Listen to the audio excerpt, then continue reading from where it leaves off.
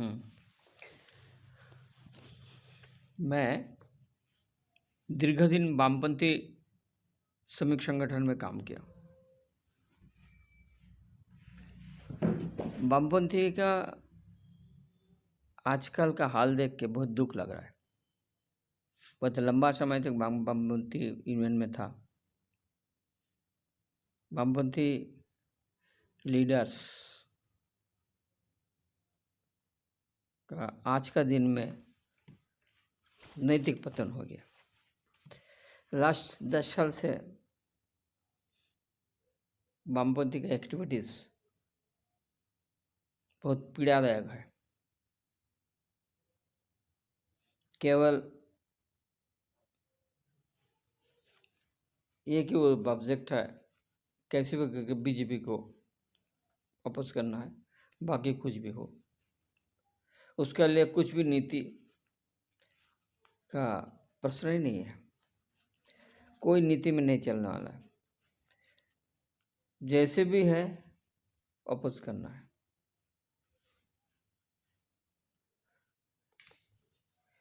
बहुत सारी बॉम्बे में फिल्म प्रोड्यूसर हिंदू सेंटिमेंट के अगेंस्ट में सिनेमा बनाया। राष्ट्रवादी फोर्स उसको अपोज किया। लेकिन वामपंथी लोग में भी एक्सप्रेशन फ्रीडम ऑफ एक्सप्रेशन का नाम पर सपोर्ट किया। ठीक है, जिसको जो एक्सप्रेशन करना है वो करे, पब्लिक उसको देखे, पब्लिक खुद विचार करे कितना ग्रहण करना है, कितना रिजेक्ट करना है। ये पब्लिक का काम है, किसी के ऊपर दबाव नहीं होना चाहिए। वामपंथी की नीति था, मैं भी उसमें विश्वास करता था। एमएफ हुसैन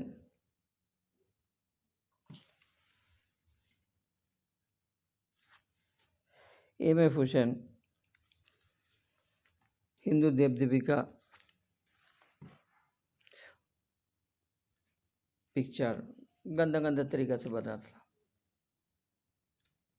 कोई राष्ट्रवादी शक्ति उसको वापस करता था, लेकिन मैं उसमें एमएफ हुसैन को भी सपोर्ट किया। ठीक है, उनका फ्रीडम ऑफ एक्सप्रेशन जो किया चाहे किया। आपको देखना नहीं है उसका पिक्चर मत खरीद करो, उसको बात मत करो। जिसको देखना है वो देखे। लेकिन वामपंथी लोग अपना वो स्टैंड से कायम नहीं रह पाता। वही काम अगर राष्ट्रवादी शक्ति ने किसी ने कर दिया तो उसके ऊपर वो चढ़ा हो जाता है। हाल में कश्मीर फाइल्स जो मूवी निकला सिनेमा, उसमें मैंने खुद नहीं देखा, जो भी सुना है हिस्टोरिकल बेस में बनाया, कोई सत्ता का तथ्य है। अगर सत्ता है नहीं है वो भी नहीं जानता हूँ। अगर किसी ने बनाया उसका विरोध नहीं करना चाहिए, पब्लिक के ऊपर छोड़ देना चाहिए। पब्लिक उसको रिजेक्ट करे, पब्लिक उसको एक्सेप्ट करे, जिसका मर्जी देखे, जिसका मर्जी नहीं देखे। उसमें वामपंथी लोग का एक्स्ट्रा ऑर्डिनरी एक्टिविटीज़ नहीं करना चाहिए। जैसे आप एमएफ हुसैन को सपोर्ट किया, उसने जो किया किया। दूसरा बॉम्बे का दूसरा प्रोड्यूसर्स ने जो फिल्म प्रोड्यूस किया हिंदू सेंटिमेंट के अगेंस्ट में, उसमें हम लोग आप विरोध में नहीं किया। तो अभी अगर कश्मीर फाइल्स में किसी ने कुछ किया तो उसमें आपको इतना तकलीफ का क्या है? आप क्या ठेकेदारी लेके रखा? अगर नहीं है, गलत है, अच्छा नहीं है, गलत है, तो पब्लिक को रिजेक्ट करने दीजिए।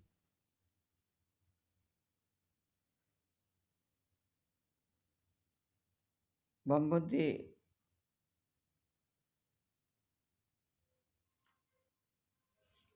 केवल बीजेपी को विरोध कर लिए अपने नीति से हट गया। आज़ादी के बाद गांधी फैमिली के साथ में, नेहरू गांधी के साथ में वामपंथी का समझौता के तहत सारी इंस्टीट्यूशन का मालिक वामपंथी बन गए। हिस्टोरियंस, हिस्ट्री वामपंथी लोग लिखा, सारी एजुकेशनल इंस्टीट्यूशन वामपंथी का कब्जा में आ गया। हिस्ट्री को ऐसे तैसे कर दिया, मनमानी हिस्ट्री लिखा। फ्रीडम मूवमेंट में रिवोल्यूशनरी एक्टिविटीज़ जो था भारत में, उसको बिल्कुल कुचल दिया।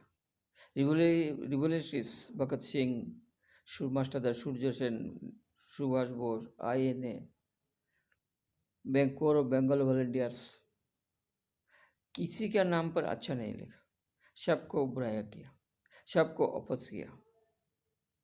गांधी केवल और केवल गांधी नेहरू को ग्लोरीफाई किया। वास्तव में गांधी एक ब्रिटिश का दलाल था।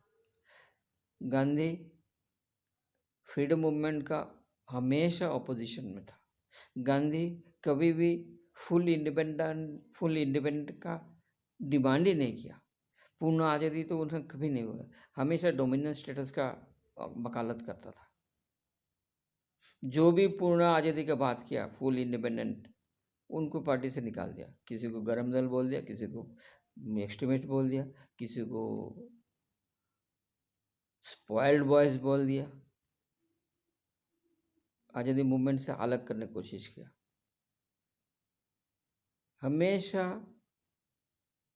सही मायने में जो भी ब्रिटिश का खिलाफ किया, गांधी उसको एक अलग से तकमा बना के आज़ादी मूवमेंट से उसको दूर करने की कोशिश किया, अलग थलग करने की कोशिश किया, अब ब्रिटिश को फ़ायदा मिला। गांधी ब्रह्मचर्य पालन के नाम पर अपना आश्रम खोला और ह्यूज औरत के साथ में उसने जो भी कुछ किया सबको मालूम है। इतना गंदी हरकत आसाराम बाबू आज के ज़माने में कर दिया तो जेल में आए। अगर गांधी आज का ज़माना में होता तो उसको जेल में ज़िंदगी बिताना पड़ता, ये हम श्योर है।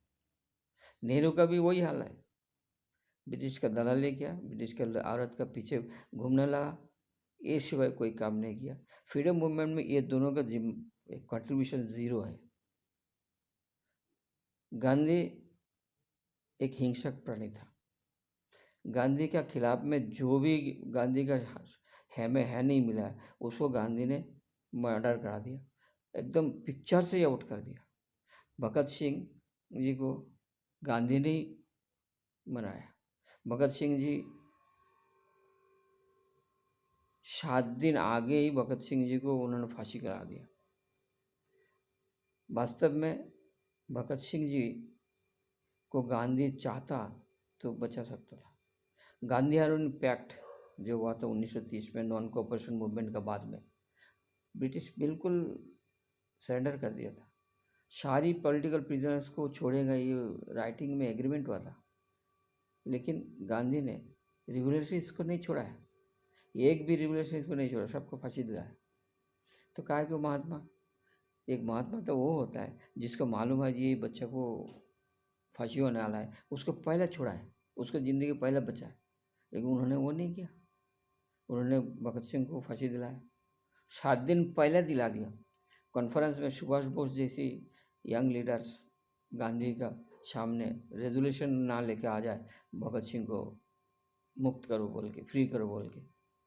तो इस तरह से कॉन्फ्रेंस का आगे ही गांधी खुद ब्रिटिश से मिल के भगत सिंह को फांसी का इंतजाम कर दिया 7 डेज आगे।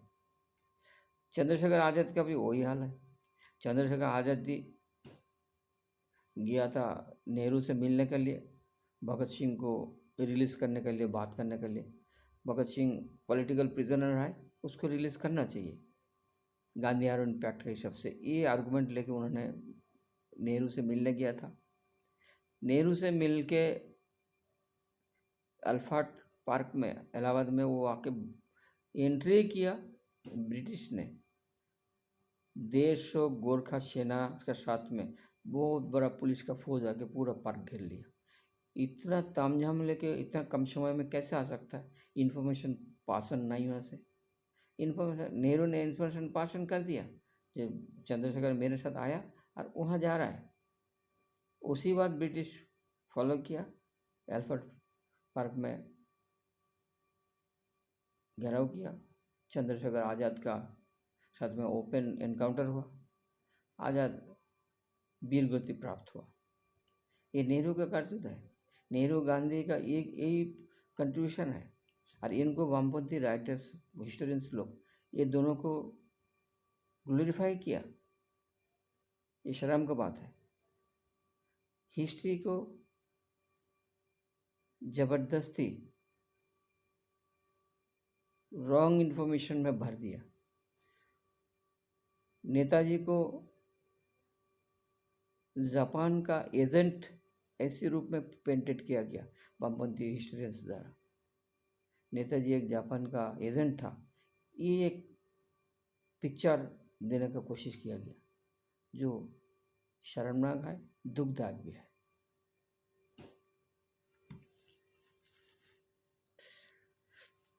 वर्तमान में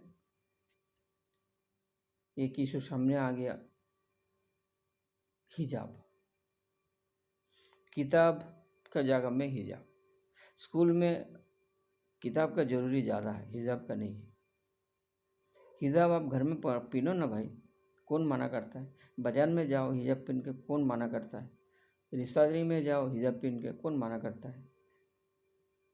स्कूल में आते टाइम रास्ता में पहन के आओ, मना नहीं। स्कूल में एंट्री करने का साथ साथ हिजाब को उतार दो। स्कूल में एक ड्रेस में आओ। स्कूल में किताब रखो, हिजाब नहीं रखो। लेकिन इसको भी वामपंथी लोग का प्रॉब्लम है। हिजाब को लेकर एक बहुत बड़ा नाटक शुरू करने की कोशिश किया था यूपी चुनाव का आगे, फेल हुआ। जनता ने एक्सेप्ट नहीं किया, बुरी तरफ से फेल हुआ।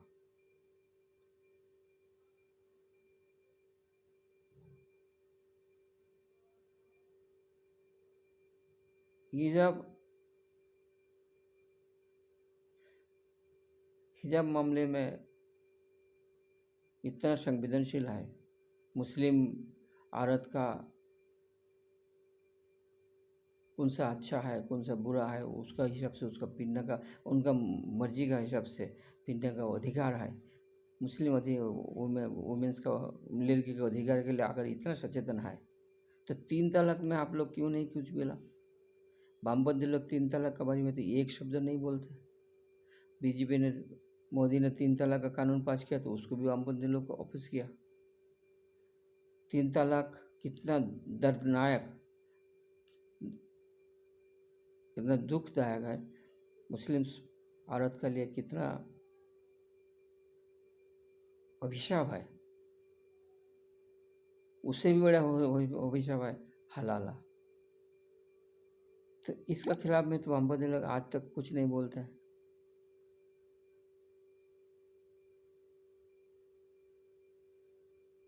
वामपंथी लोग क्या करेंगे? शबरीमला में, हिंदू मंदिर में वुमेन्स को एंट्री का अधिकार नहीं है, उसके लिए लड़ाई कर रहे हैं। लड़ाई में कौन है? हिंदू औरत नहीं है, मुस्लिम से औरत लोग के लंबा समय तक एजुकेशन करके एंट्री कराया। लेकिन वास्तव में क्या था? वुमेन का हिंदू मंदिर में एंट्री नहीं है, ये बात नहीं, सच्ची नहीं है। सच्ची बात यह है 13 साल का पहले कोई भी लड़की जा सकता है। 13 साल का बाद 55 ईयर्स तक कोई भी औरत, लड़की नहीं जा सकता है। 13 साल का पहले, 55 ईयर्स का बाद में वुमेन्स का एंट्री है। खाली पर्टिकुलर एक एज ग्रुप का वुमेन का एंट्री नहीं है। उसका लिए वामपंथी लोग इतना आंदोलन किया, अच्छी बात है। लेकिन मुस्लिम मस्जिद में कौन सा मुसलमान औरत का पुरुष का साथ में एक साथ में नमाज पढ़ने का अधिकार है? कहीं उसका लिए तो आंदोलन नहीं किया। मुस्लिम्स 3 तलाक के केस में तो हालत नहीं किया, आंदोलन नहीं किया। मुस्लिम्स महिला का हलाला एक शर्मनाक स्थिति है, उसका लिए तो कोई आंदोलन नहीं किया। क्या हो रहा है? वामपंथी लोग क्या कर रहा है? आज क्रेडिटेबिलिटी खत्म है। वामपंथी आदमी को लिए आदमी प्रश्न करता है। आपका एक समुदाय के लिए आप ऐसे करते हो और दूसरा समुदाय के लिए आप सांप्रदायिक क्या था? सांप्रदायिकता का खिलाफ में हम लड़ रहा हूँ, सांप्रदायिक हम डेली ये बात सुनते हैं। वेस्ट बंगाल में 2021 में चुनाव में अपन क्या देखा? फुरफुरा शरीफ का पीरजादा अब्बास सिद्दीकी के साथ में अलायंस किया। तो अब्बास सिद्दीकी फुरफुरा शरीफ का पीरजादा है, वो कहाँ कैसे वो सेकुलर हो गया? सेकुलर कैसे हो सकता है? वो तो मुस्लिम पीरजादा है, सेकुलर हो ही नहीं सकता है। उनके साथ में आपने अलायंस किया तो आपके उनसे सेकुलर एक्टिविटीज़ आपका रहा। मतलब आप करें तो सेकुलर, दूसरा करे तो कम्युनल। अगर कोई राम मंदिर का बात कर लिया, कोई राम मंदिर में गया, कोई मंदिर में कोई बीजेपी लीडर व कोई हिंदू लीडर चला गया तो आपको लिए उसका सांप्रदायिक काम हो गया, बहुत बुरा काम है, आप उसका समालोचना करेंगे। किसी ने टीका लगा लिया तो आपका प्रॉब्लम शुरू हो जाता है। लेकिन आपका आदमी गोल टोपी लगा के मस्जिद में जब घूमता है, मुस्लिम को लोग को बोलता है तुम मुस्लिम है, हमको सब वोट दो, सांप्रदायिक हिसाब से हमको सपोर्ट करो, तो ये सांप्रदायिकता नहीं है। मुस्लिम वोट, सारी मुस्लिम हमको वोट दो, ये बात जब आप बोलने जाते हो तो वो सांप्रदायिकता नहीं है। जोगी अगर राम नाम करे तो सांप्रदायिक है, और आप अगर बोले तो मुसलमान है तो हमको वोट दे दो, तो ये कौन सा सेकुलरिज्म हो गया?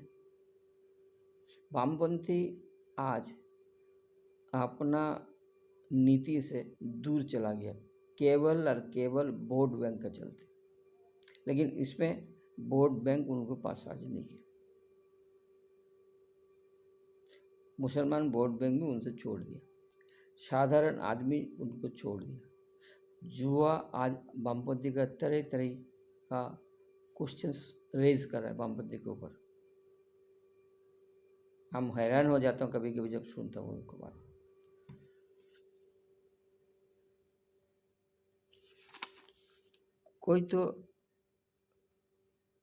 कोई तो एक जगह में आपको कोई नीति होना चाहिए,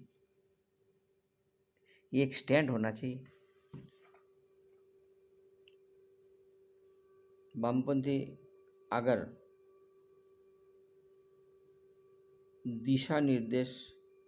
दिशाविहीन रास्ते में चल गया, अपना दिशा निर्देश ठीक नहीं कर पाया, तो आने वाला दिन में वामपंथी का बहुत बड़ा दुर्दिन आ रहा है। पब्लिक का जनमानस का दिमाग से वामपंथी एलिमिनेट हो जाएगा, एलिमिनेट हो गया। आज वामपंथी 1 सीट का 2 सीट का लिए भीख मांगता है, कभी तृणमूल के पास में भी भीख मांगता है, कभी कांग्रेस के पास भीख मांगता है, कभी अब्बास सिद्दीकी के पास में भीख मांगता है। अपना बलबूता में एक भी सीट भारत में जीतने का स्थिति में नहीं है। ये स्थिति क्यों हुआ? वामपंथी को ये अपना एक्टिविटीज़ को रिव्यू करना पड़ेगा, खुद को सोचना पड़ेगा ये हालत वामपंथी का क्यों हो गया। वामपंथी लीडरशिप बहुत ही पुअर कंडीशन में है। इतना कमज़ोर लीडरशिप